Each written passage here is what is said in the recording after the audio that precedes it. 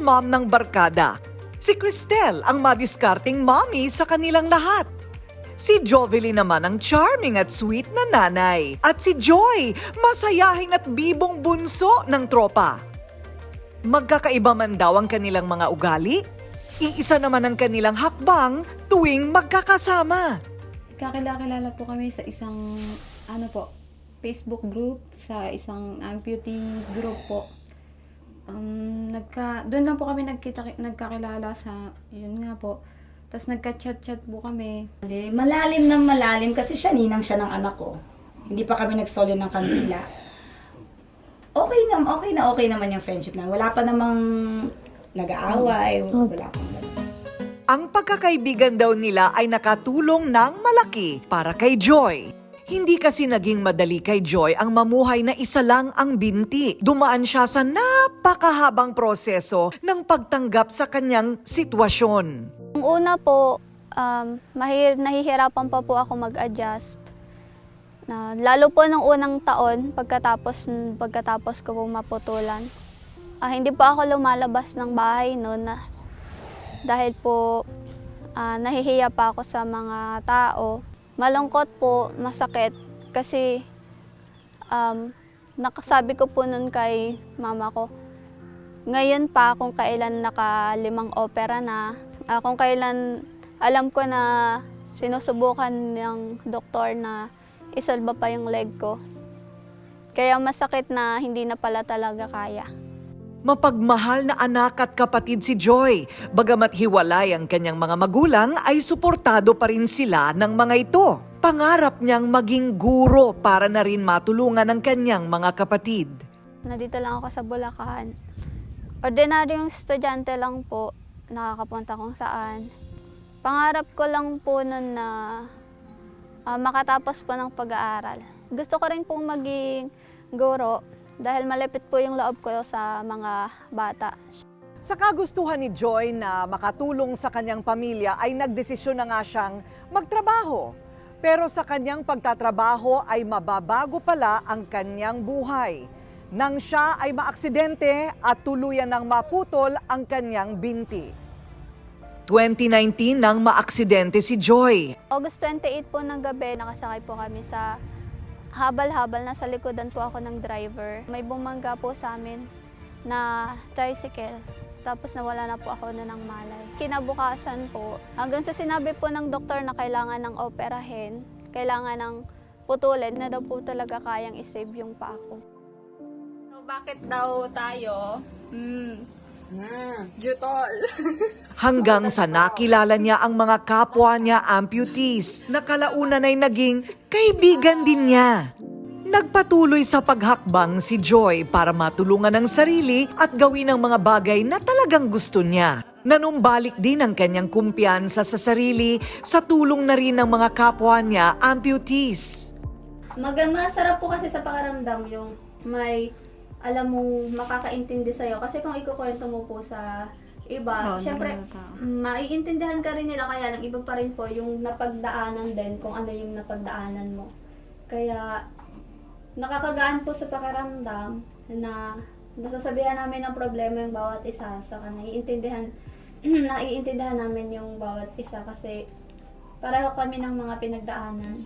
Kagaya ni Joy, nakakuha din ng lakas ng loob sina Cheryl, Jovelyn at Cristel sa isa't isa. May kani-kanya din silang hirap na dinanas at kwentong pagbangon. Lalo pat ang ilan sa kanila ay may mga anak at pamilyang binubuhay. Hindi naging hadlang ang kanilang kakulangan sa pagbibigay ng kumpletong pagmamahal sa mga anak at asawa. Okay naman, nagagawa ko naman silang alagaan. Kasi hands-on talaga ako sa pag-aalaga. Simula bata hanggang paglaki, hands-on talaga ako. Hindi mo lang sila malalaro ng kagaya ng takbuhan, yung naglalaro na sila. Hindi mo lang sila malalaro ng gano'n. Pero okay naman, lahat naman nagagawa na. Kinakatakutan ko lang po yung tipong kapag anuhin niya po paglaki niya na anong nangyari sa akin, gano'n, kung bakit yung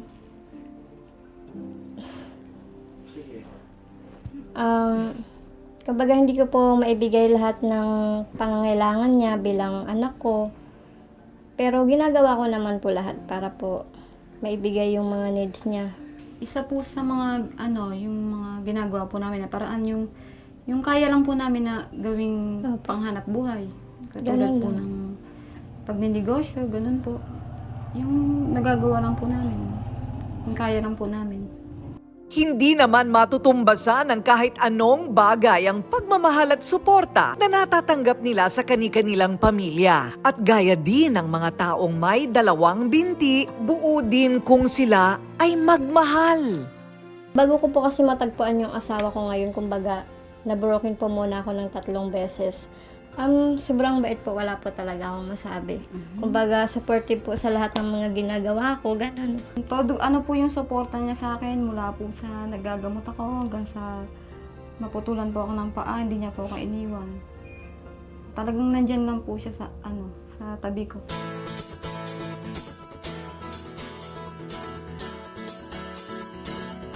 Ang kanilang pagkakaibigan lalo raw pinagtitibay sa tuwing sila ay nagkakasama-sama, matahin man at laitin sila ng ibang tao. Handa naman nilang ipagtanggol ang bawat isa. Kadalasan naman po na napapansin kami, pansinin po lalo kapag magkakasama kami, tapos puro minsan kami nakasaklay, tapos artificial. Like, pansinin po talaga, kaya lang minsan may isang pagkakataon po na nasa park kami sa Baguio. So, may lumapit po sa amin na 3 bata. Ayun po, nakita po nila yung mga paa namin, tinukso po kami. Dinaan lang namin sa biro kasi naman bata sila. Po namin na Opo. pagtanggol po namin kung ano po yung makakaya namin. Basta ayaw po lang po namin may masaktan sa isa't isa. Bukod sa pagsasaya ay malaki rin ang kanilang papel na ginagampanan sa iba pang kapwa nila amputees. Gusto rin kasi nilang makatulong sa mga kagaya nila. Kaya naman inaalalayan din nila ang mga bagong amputate o naputulan na kailangan ng suporta. Nagbibigay sila ng payo sa mga kagaya nila. Ang kanilang mensahe sa mga kapwa PWD. Yung kumbaga, ganun din po yung naranasan namin nung una. Tapos, dahil sinishare po nila yung nararanasan nila ngayon, na ganun. Inaanuhan po namin sila, ginagabayan po namin sila na, maaano din po yan, dilipas din yan. Yung mga sakit na nararamdaman nila, hindi nila matanggap na nagkaganon na sila. Wag po nilang isipin na iba sila, na hindi sila normal. Kasi normal pa din po na magagawa mo pa rin kahit ano gusto mong gawin. Magagawa mo pa rin basta wala naman talagang hahadlang kung gusto mo. Saka kahit pagtinginan ka ng mga tao sa labas, tanongin ka anong nangyari sa'yo. Kapag tanggap mo yung sarili mo, parang hindi ka nang sasaktan sa sasabihin ng iba. Sa pagiging ampute po, kumbaga, kailangan mo pong lakasan yung loob mo. Kumbaga, hindi ka po pwedeng panghinaan kasi diyan po humuhugot ng lakas yung mga nakapaligid sa yung tao, yung mga mahal mo sa buhay. Kumbaga, kailangan mong maging matapang para sa kanila kahit minsan parang nakakapagod. Hindi naman po may iwasang mapagod ka. Pero kailangan mo pong lumaban para po sa mga mahal mo sa buhay. Magkulang man daw ang kanilang mga binti, mananatili silang nakatayo para sa sarili at sa mga taong nagmamahal sa kanila. Hindi kailanman magiging hadlang ang kanilang kapansanan para patuloy na humakbang tungo sa magandang kinabukasan.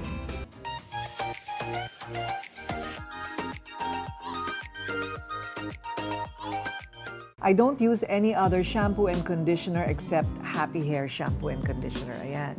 So, this is the shampoo. This is the conditioner. I super love this product. Ang ginagamit ko dati na shampoo is always parang keratin galing Amerika kasi yun lang ang kasundo ng hair ko. One day, ayaw nang mag-respond ng hair ko. Parang hindi na siya gumagana. Talagang parang kulot na hindi mo maintindihan na pasunog sa hair dye. So, I used this one. This is what I made. May keratin, may argan oil. All the best ingredients. Kaya medyo mas mahal siya kaysa sa ibang shampoo. But you get quality. And guess what? Nung ginamit ko yung shampoo and conditioner ng Happy Hair, dapa ulit ang buhok ko.